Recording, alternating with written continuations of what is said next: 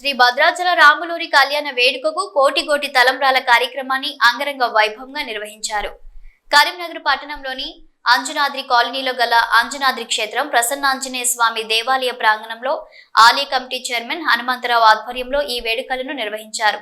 రామభక్త మండలి ఆధ్వర్యంలో తలంబ్రాల ధాన్యాన్ని ఆలయానికి డప్పు చప్పుల మధ్య కోలాట నృత్యాలు చేస్తూ వేద పండితుల మంత్రోచ్చరణల నడుమ ఆలయానికి చేరుకున్నారు.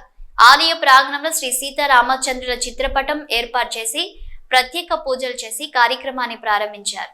ఈ సందర్భంగా పెద్ద ఎత్తున మహిళా భక్తులు అక్కడికి చేరుకుని కోటి గోటి తలంబ్రాల కార్యక్రమంలో ఉత్సాహంగా పాల్గొన్నారు. కేవలం చేతులతో వడ్లను వలిచి వచ్చిన బియ్యాన్ని తలంబ్రాలుగా చేసి భద్రాచలంలోని రాములూరి కళ్యాణానికి పంపనున్నామని నిర్వాహకులు తెలిపారు. ఈ కార్యక్రమంలో రామభక్త మండలి సభ్యులు మరియు ప్రసన్నాంజనేయ స్వామి దేవాలయ కమిటీ బాధ్యులు, భక్తులు తదితరులు పాల్గొన్నారు. నమస్తే అండి, నా పేరు సంధ్య. నేను హైదరాబాద్ నుంచి వచ్చాను. మేము సేవకులం, సేవా కోఆర్డినేటర్ని. మాకు భద్రాచలం నుంచి వడ్లు వచ్చాయన్నమాట. ఇది రామదాస్ భక్త మండలి నుంచి మాకు భద్రాచలం నుంచి వడ్లు వచ్చాయన్నమాట. ఇది చెల్పూర్ గ్రామం నుంచి వాళ్ళు 8 ఎకరాల నుంచి పండిస్తారు.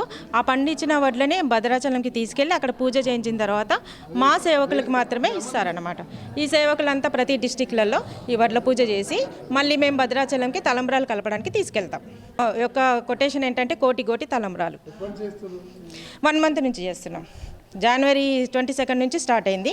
అయోధ్య రామ మందిరం ఎప్పుడైతే ఓపెన్ అయిందో అప్పటి నుంచి శ్రీరాముల వారు మాతో ఈ సేవ చేయించుకుంటున్నారు. మేము ఫస్ట్ ఉప్పల్లో చేసామండి, తర్వాత వరంగల్లో చేసాము బసరా సారయ్య గారి ఆధ్వర్యంలో.